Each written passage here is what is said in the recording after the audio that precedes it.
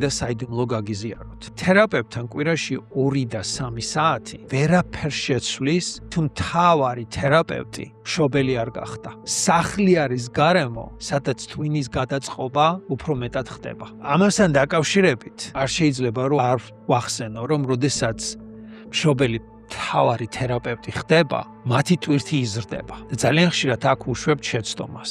იმიტომ რომ ჩვენ ამ პერიოდში ფოკუსირება გადაგვაქვს მხოლოდ ბავშვზე და სრულიად გვავიწყდება ის ადამიანები, ვინც მის გარშემო არიან და ამ ტვირთს ატარებენ. აუტიზმი არ არის მხოლოდ ერთი ბავშვის დიაგნოზი.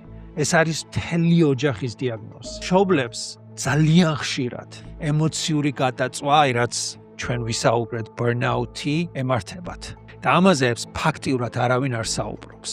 მით უმეტეს საქართველოში, იმიტომ რომ ქართველი დედები ძირითადად საკუთარ ცხოვრებას, კარიერას, ჯანმრთელობას სრულიად სწირავენ ამ პროცესისთვის.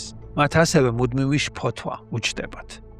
სირბილი ერთი თერაპიიდან მეორეზე, იმ წიგნის წაკითხვა, იმ ორგანიზაციაში მისვლა, ფაქტიურად ბოლოს აყალიბებს ფიზიკურ და ფსიქოლოგიურ განადგურებულ მშობელს. და მინდა გახსოვდეთ, რომ გადამწვარ, გაუბედურებულ მშობელს ბავშვისთვის სიკეთე არ მოაქვს. მხოლოდ ძლიერ, ჯანსაღ, ფიზიკურად და ფსიქოლოგიურად ძლიერ მშობელს შეუძლია ის მთავარი თერაპევტი გახდეს ბავშვისთვის.